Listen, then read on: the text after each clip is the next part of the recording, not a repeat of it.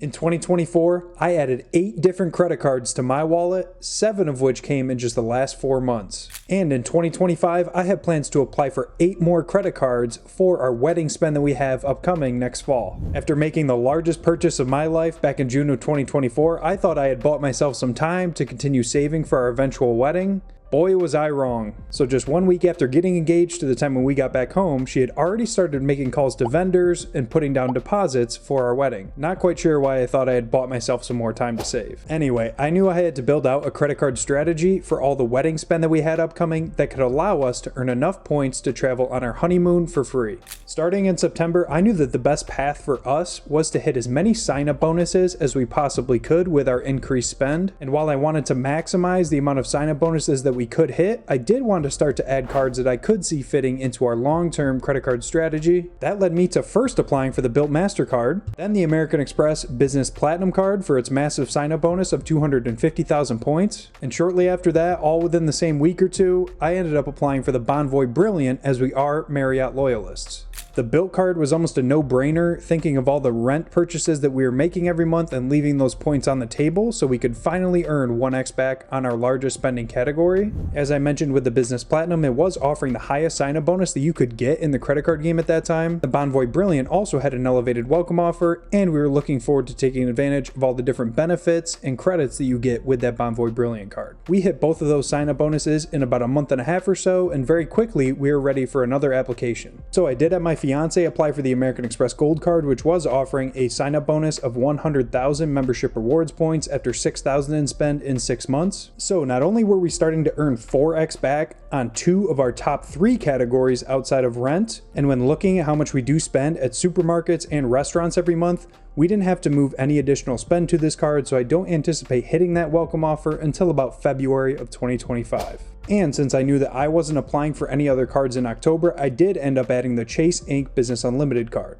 So I wasn't planning on signing up for another card until December of 2024, but going back to that first week of November, there was an elevated offer on the Chase Sapphire Preferred, which I was already looking at because I knew that I would eventually have to add one of the cards from Chase's network, whether it be the Sapphire Preferred, Reserve, or the Ink Business Preferred, to be able to transfer out my Ultimate Rewards points to Chase's travel partners. Outside of wedding spend, this is now being used to earn 3x back on our streaming services, and we did take advantage of that 2x back on travel when putting down the deposit for an Airbnb for us to take a vacation during July 4th. But adding in that wedding deposit that we had that I had just mentioned, I did also want to add another card that I could stack with the CSP. I made the decision to add the Delta Platinum Business Card, which also earns 3x back on hotels. So not only did we hit a sign-up bonus on 2 different cards with 1 purchase, but we are also earning high spending multipliers on both cards. So now that I brought you up to speed with the cards that I added over the last year and how I finished 2024, let's take a look at the tool that I created to map out my entire wallet and also all the cards that I have plans to apply for in 2025 and even beyond.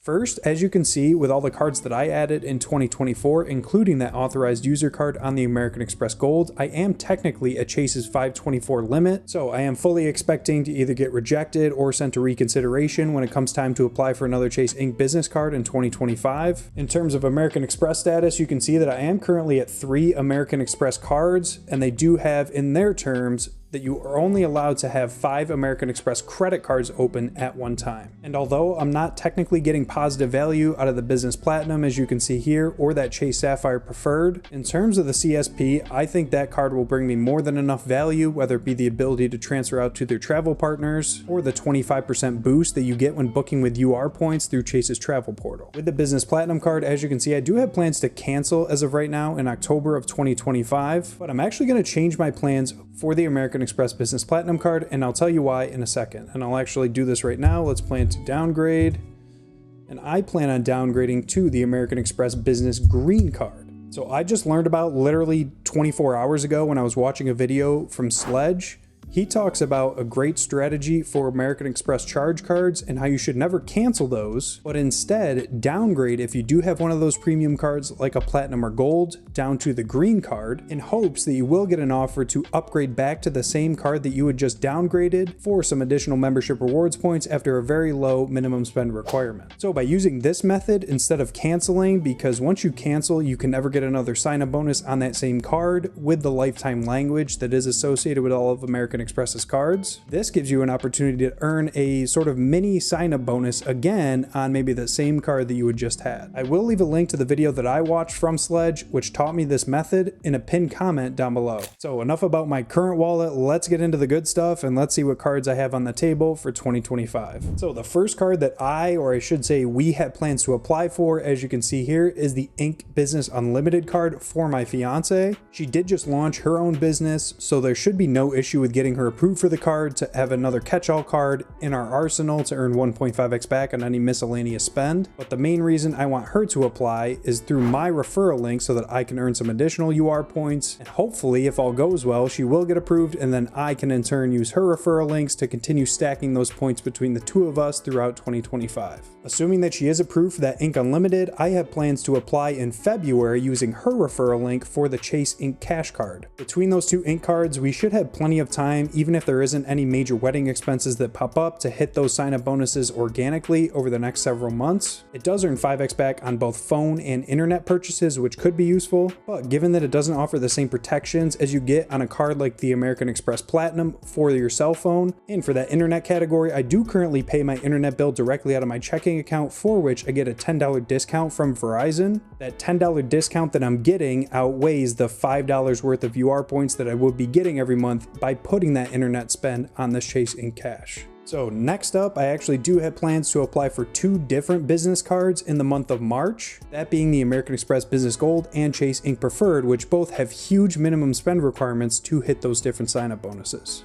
I do want to give another shout out to Spencer Johnson, who helped me out tremendously with my own roadmap. So he did urge me to apply for the American Express Business Gold card at the next opportunity that I had with some large purchases, as it does have the second highest sign-up bonus of any credit card on the market right now of 175,000 membership rewards points after 15,000 in spend in 3 months. He sort of also opened my eyes to the fact that with all these different American Express cards that I'm sort of adding just for the sign-up bonus, American Express could end up getting hip to that fact and put me in pop-up jail, boxing me out of any more sign-up bonuses. With that Business Gold card, I don't really have a plan after year one. I think after I hit that sign-up bonus, this will essentially become our gas card to earn 4x back on that category. Quite honestly, I can't even wrap my head around September of 2026 right now with all that I have upcoming and what's going on in my brain, so I will deal with that when the time comes. I also want to apply for the Ink Preferred card for its offer of 90,000 ultimate rewards points after 8,000 in spend in 3 months. I am thinking ahead, knowing that I probably won't be able to put just one of these big purchases on a singular card at once. On the Chase side, going back to my Ink Unlimited card, I do only have a $5,000 credit limit, so I likely won't get approved for anything more than that if I do end up getting approved for the Ink Preferred card. And because it is a business card, I do have that option to cancel in year 2 without it affecting my credit score. The next card that I have on my roadmap is, yes, you guessed it, another business card, this one being from American Express with the Blue Business Plus. I'm quickly learning that my main goal in this game is to earn as much as I possibly can for all of my spend, so this card will essentially replace my Chase Freedom Unlimited, which I added in May of 2024, which earns 1.5x back, as being my new catch-all card, which earns higher at 2x. Going back to my 2024 wallet that I showed you before with that Amex 5 card limit, this will actually be my 4th American Express card, so once I do add this, and I am prioritizing it over some other Marriott or additional Delta cards right now, because I really want to make sure that I do get approved for this and have it in my wallet long term. From my research and what I've heard from other creators on YouTube is that you can actually start getting denied for additional American Express credit cards even if you only have 4 at the time of applying. So that 5 card limit that they have on their website seems to be a bit of a gray area.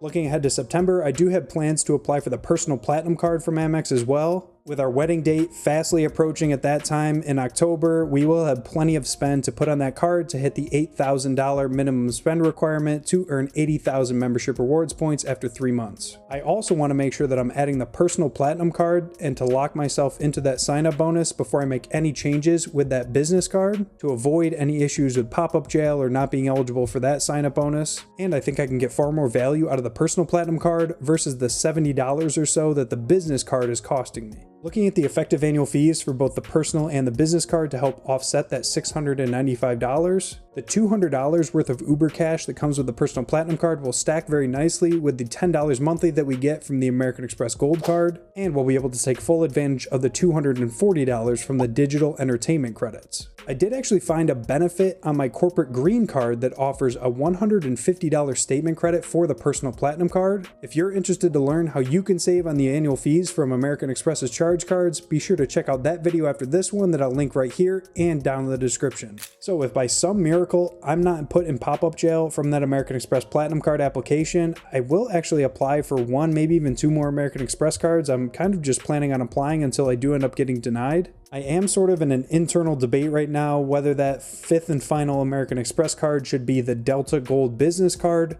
the Bonvoy Business, or even that Business Prime card, because Amazon is in our top 5 spending categories every year. So it would be nice to earn 5% back on those Amazon purchases, or of course, with Delta, we could use those Sky Miles for any future travel.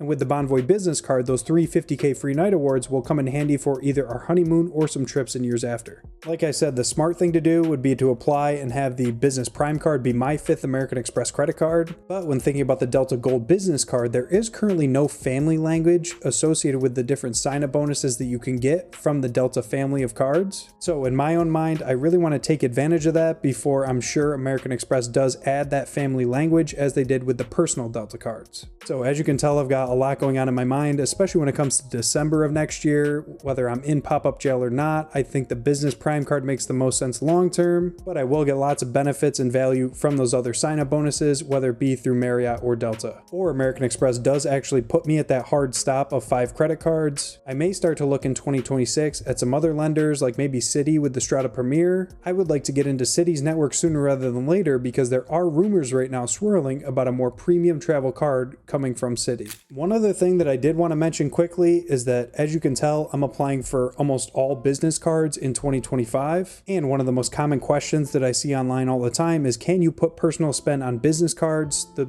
simple answer is no. According to Amex and Chase, you're not allowed to put personal expenses on the business cards. It is a violation of their terms. And if they catch you doing so, you could have your account closed. They could actually take away all the points that you've earned from those different sign-up bonuses. So it is really up to you with how much risk you're willing to take. Hopefully you got some value from how I'm mapping out my wedding credit card strategy in 2025, and how I think my fiance and I could be well over 1.5 million points by the time our wedding is over. If you're curious to see how I earned 800,000 points in just 4 months in 2024, be sure to check out this video over here, or click into this video for even more wedding credit card content. Thank you so much for even watching the video, especially if you did make it to the end. As always, I appreciate all of you, and I look forward to seeing you in the next one.